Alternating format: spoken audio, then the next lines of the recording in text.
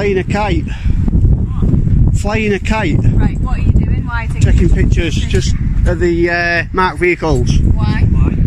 It's just like a thing I've got, photography and that. It's like what I do. Have you got permission to take pictures at the police station? Permission? Yeah. I don't need permission. You need permission to take pictures at the police station. Yes, you do. I don't. You do, I'm telling you, you do. Don't. What's it? You're taking the registration plates down? I'm not taking registration plates down. I'm just doing a documentary for like YouTube and stuff. Okay.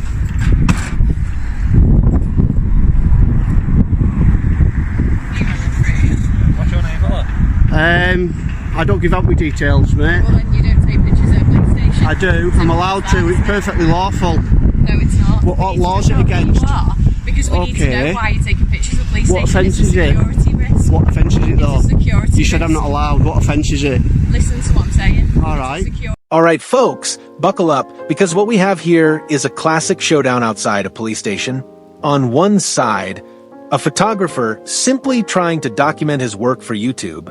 On the other, officers who immediately treat him as suspicious.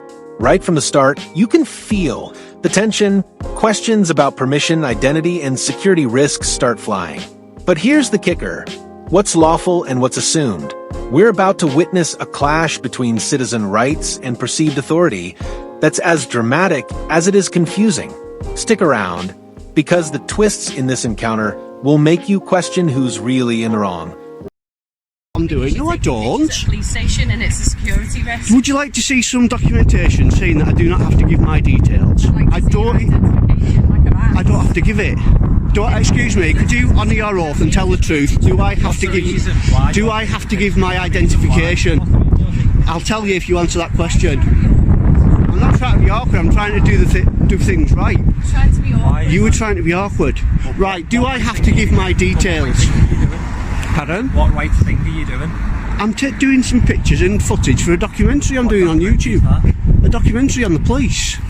So obviously. Why do you need the registrations of marked vehicles? Who said I was getting registrations? I was taking pictures. Yeah, I'm not getting registrations, am I? You have to see them in there. So you get to see them on dash cams. You get to see them on Google Maps. Right, but I'm asking so what you on about? Stand outside the police station taking pictures. Because if I want footage for a police documentary, ask for permission to come. I don't need permission.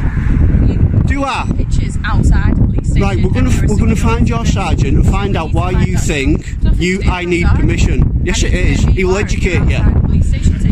He will educate because I'm allowed to. Because I'm lawfully allowed to. How do I know that? I don't know who you are. Exactly. You don't know the law. You should know that.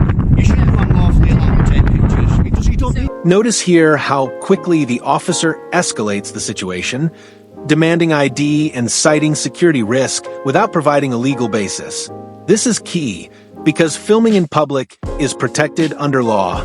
Yet, the officer's insistence shows a power play rather than a lawful procedure.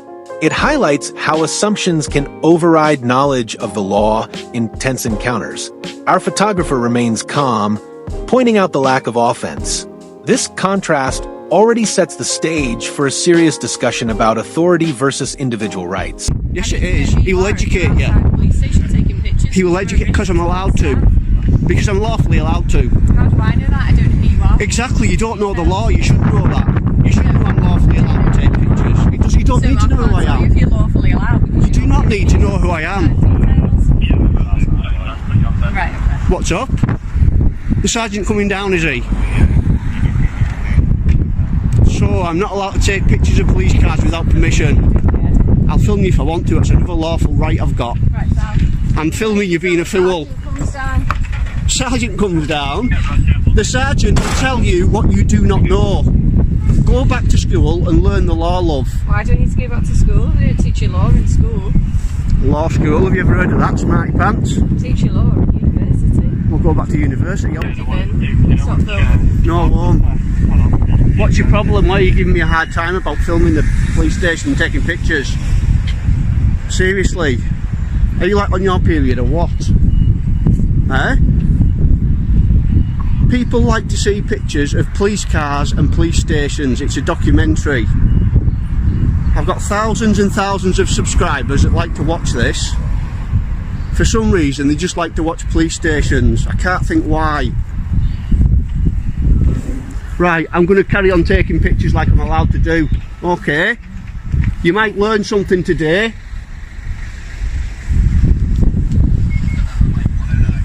Is this a sergeant? No, it's not. Right. What law am I breaking, sir? Could I get your collar number and your name? What's your name, sir? Can I? It's your policy to give me your name. So go on, what's your collar number and your name, please? And your name? You only need my collar number. I don't. It's your policy, collar number, station your base. Here's where it gets really interesting. The officer doubles down without citing any legislation, relying on vague claims of security risk. Experts would note that when you have lawful authority, you explain it. The fact that she can't do that shows uncertainty and maybe even ignorance. The historical context is crucial. Powers under Section 44 of the Terrorism Act, which allowed stops without suspicion, were struck down years ago. Yet we see echoes of that overreach here. It's a perfect example of how outdated authority or misunderstanding can create unnecessary conflict. I'm doing it for work. I've got documentation in my pocket showing that it's my job and I get paid for it. Documentation? Yes, sure, mate. Just bear with me 1 second.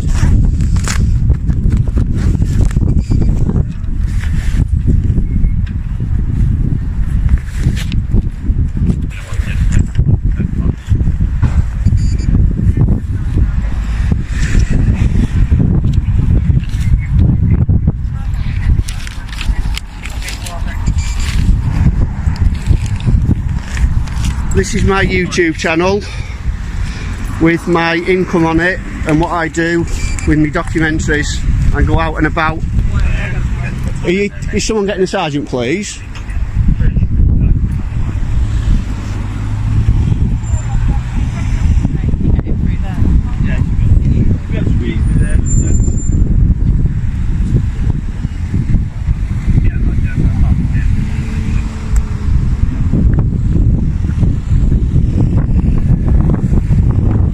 Ask you nicely, can I please just go about my business?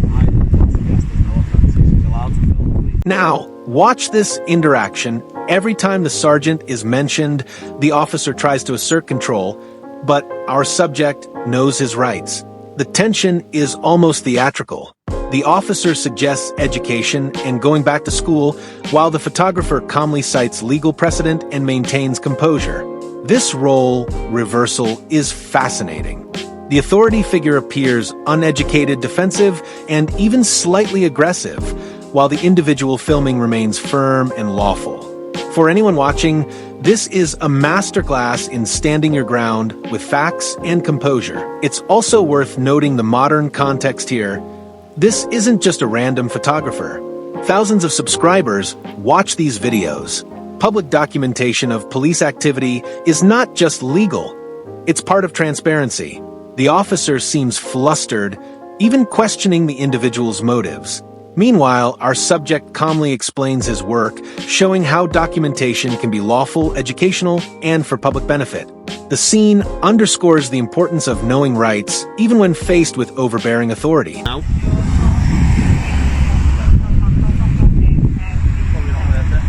Feel a bit daft. Thank you.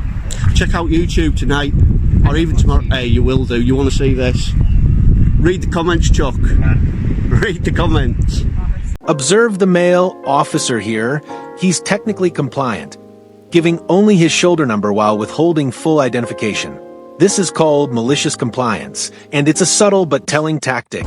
By providing the bare minimum, he avoids full transparency, making accountability harder. It's a contrast to how the photographer is fully open about his lawful activity. This moment is a striking lesson in professionalism. Ego and frustration can replace clarity, undermining public trust. And trust, especially in policing, is everything.